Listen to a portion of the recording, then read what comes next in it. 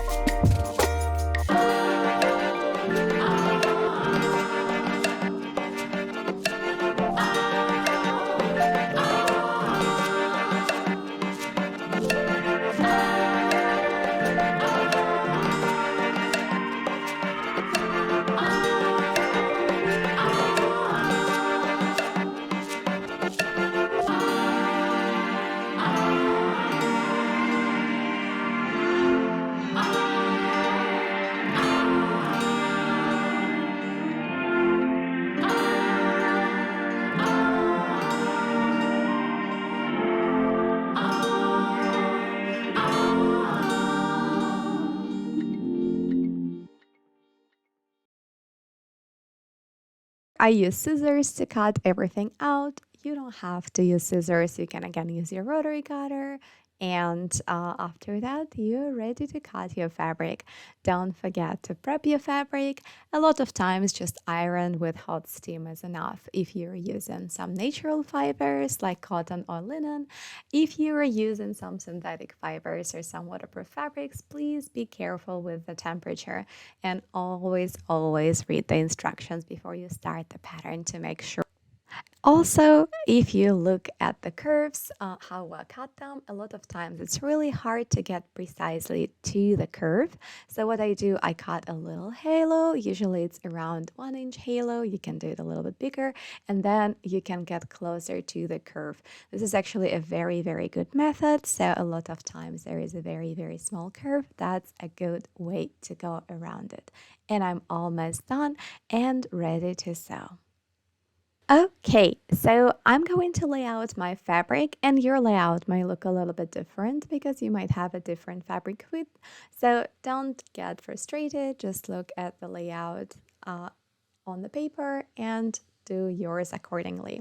Another important thing is that the fold is usually placed facing you. That means that my fold is facing the bottom of this screen, and it makes it easier to cut. Also, I'm using the cutting table that allows me to stand. You might use, again, other tables, or you might even have to use the floor if you don't have enough space, and that's absolutely fine. Another important thing is to always check the grain line.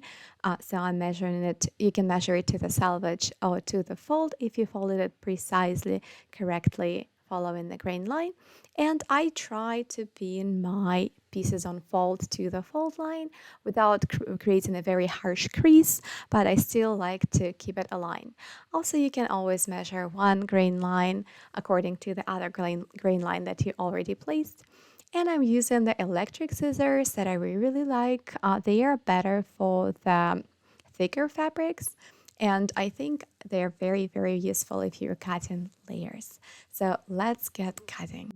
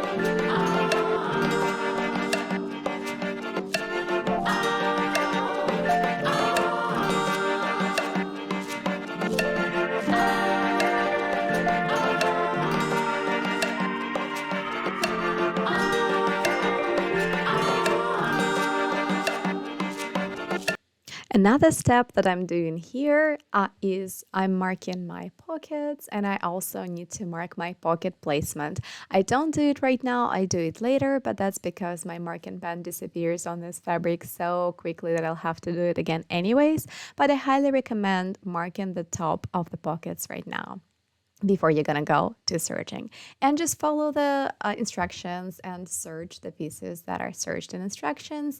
And again, if you're using the waterproof fabric, don't need to do that, and you can skip a lot of steps and save a lot of time. So get serging. If you don't have a serger, as long as your fabric doesn't fray, you might get away with a lot of things. And again, there are alternative ways to finish that. You can check if there is an overcast stitch on your sewing machine, or if there are any zigzag stitches that will do the same. And I will proceed with connecting my side seams. Okay, so if you look at my pins, I only use a couple because my fabric is very easy to sew. Unfortunately, it frays a lot, but that's another story. And after I'm done, I need to mark my fold line on my pieces. Again, if you have a better eye for this, you might have to skip that. And I realized that my fabric actually frays a lot at this point, so I increased the amount that I fold in just to get away from the idea that fabric will run away from me and I will have a very messy apron all the way around. So I pressed it all gently all the way around, and I to sew it, and I am sewing it on this side. You can sew it from the other side, that's good. And I'm trying to follow the edge of my fabric rather than the fold line, so my stitches will be perfectly symmetrical on the other side. And it's a long way to stitch, so I'm just going to turn up the music and go ahead with it. And please forgive me if some editing is still not perfect. This is the first video that I'm making, and I'm learning so many new things, including voiceover and all the little things. Again, if you have a better eye for this, please, you don't have to use the ruler, you don't have to mark it. Here I'm cleaning up some mess so it wouldn't be visible. And again, I'm using the edge of the fabric. And you can use pins as well. I just have some experience, and again, my fabric doesn't sleep much, so I'm just enjoying myself at some point.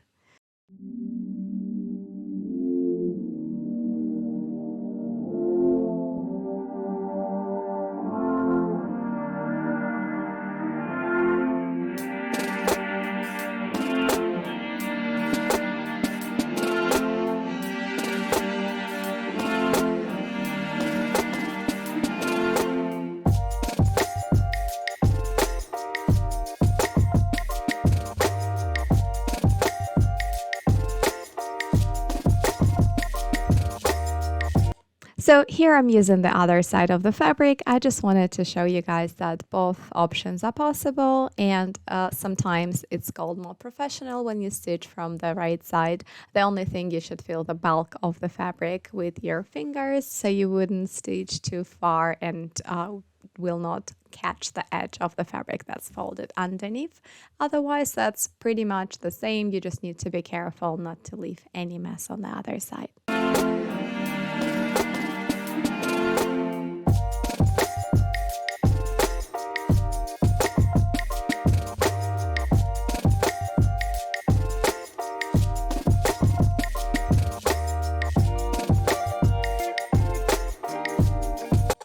So I'm just going to check and make sure that both of the edges are symmetrical and my stitch goes deep enough on both sides before I'm ready for the next step. So I'm going to make sure that everything is well and I'm finished with all of my edges, and I'm quite happy with the results. So again, I'm checking the edges. I think they're fine and my thread match as well, so you don't really see it much.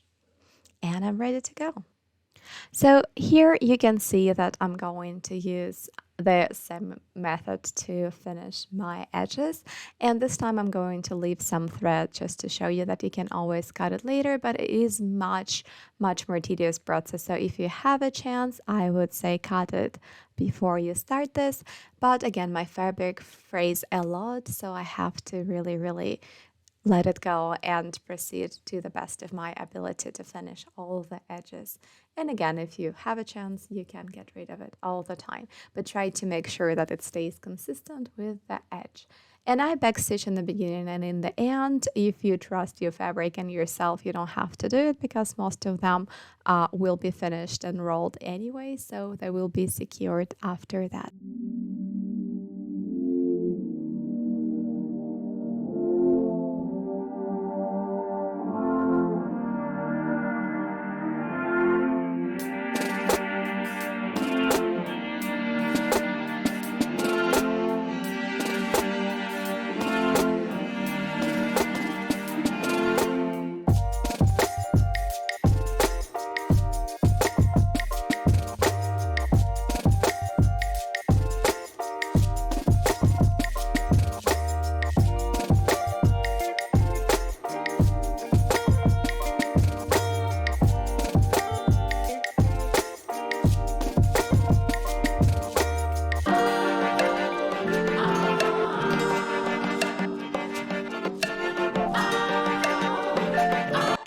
As I was saying, it's not a big deal if you have some runaways left. You just need to cut them and then you are ready to do your straps. And you see I'm taking notes and trying to make sure that everything is well with the patterns. This is how I adjust my patterns on everyday basis. So I put a lot of effort into making it a very easy experience for you. So after I'm done, I crisscross my straps. Again, the wrong side is facing you and I'm pinning them at the very edge at the top. And I'm using just a little bit of pins. Again, if your fabric is different, requires more attention, you can definitely pin it more. And I'm just making sure that my edge is aligned and I'm ready to sew.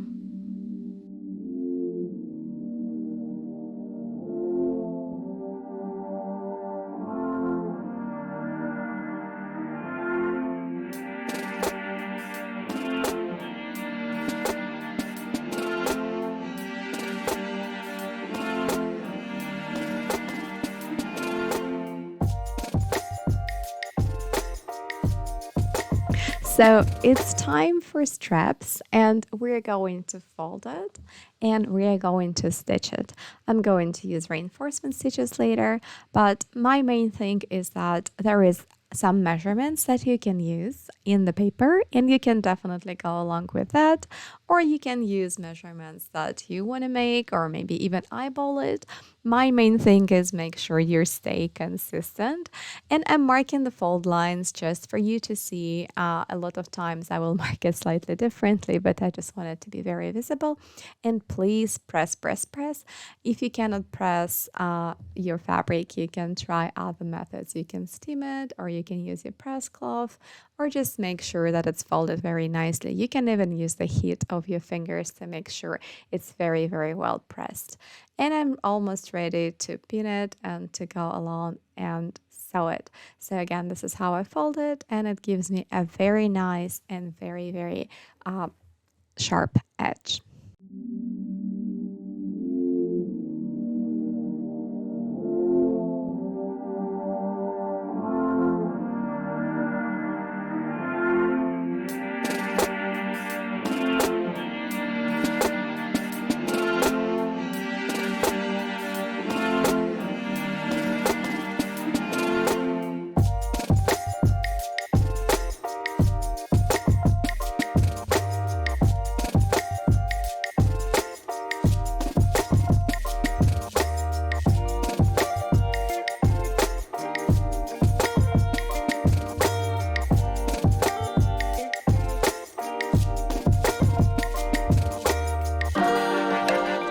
So I'm going to add some reinforcement stitches, and to do that I find the edges of my strap and I draw diagonal lines. I'm trying to measure it and make sure it's square, and I'm not using pins. Please do since I'm in a rush and you might need a little bit more help. And I'm just going to go through the square and then on diagonal. If you ever in doubt, you can look at any duffel bag or anything that you might have that will have this stitch, and you will see that they go over two sides twice. And that gives me a very nice and very clean stitch. I'm working on my apron pocket, and again, sometimes I feel people skipping this step, but I really like to stitch the serged top, and I'm ready to continue. You can do it multiple ways, but I roll it twice in this case, and I am ready to stitch. This corner is very thick, so I'm going to use my little sharp pin. And again, you see how I pivot and stitch back instead of back stitching, because otherwise my sewing machine will get stuck at such a thick seam. So that's a good trick to know. And again, I'm following the edge of the fabric on my right rather than looking at the needle, looking at the edge, because my fabric frayed quite a lot, and I want to make sure that on the right side it's still going to look a nice and even stitch. So that's pretty much what I'm going to do. And then we're almost there. The only thing we have left is the pocket placement, and our apron is ready to go. With pockets, you can definitely play along. I made sure to make it big enough so my phone would fit, since I like carrying it around with me when I'm walking. But you can always make it smaller or make it bigger, or you can have more compartments or even add some loops, bells, and whistles. It's absolutely up to you.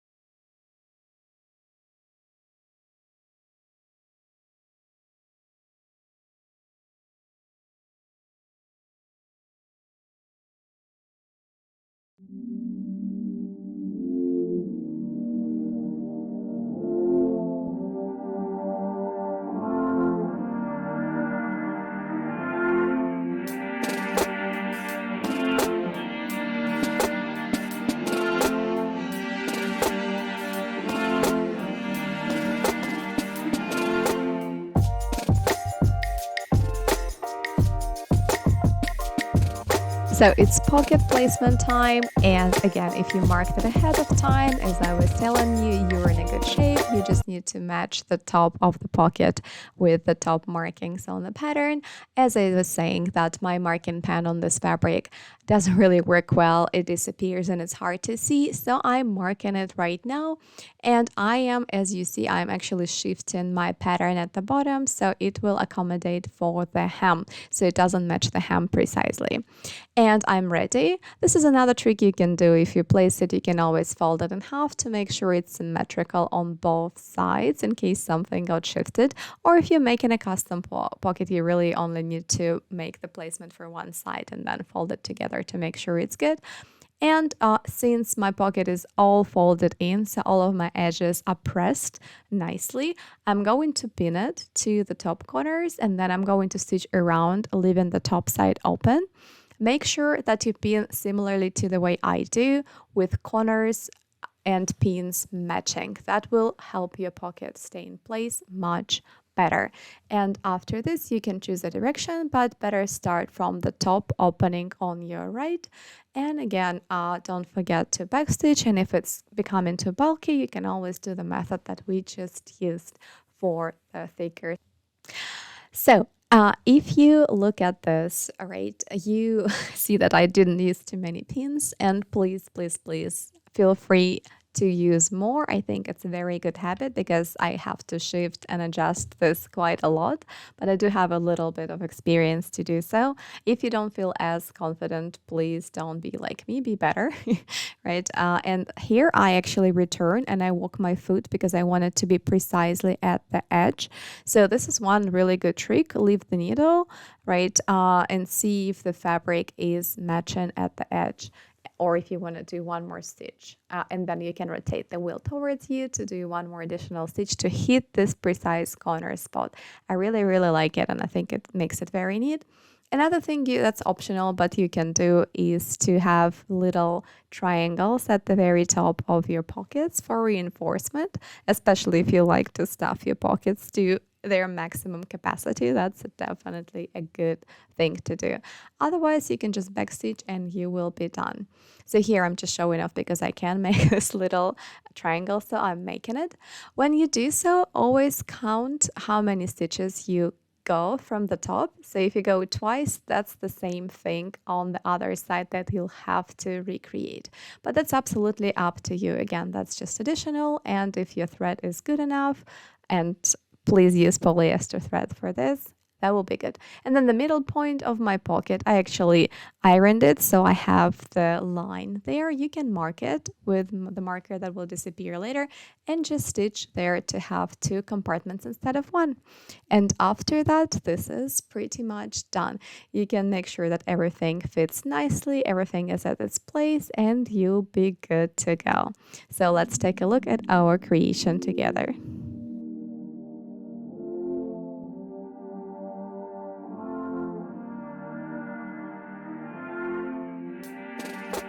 If you like this video, please consider subscribing. Also, I'm always looking for feedback, since it's literally the first tutorial that I've ever made and I put a lot of effort. So let me know, and I'll see you soon.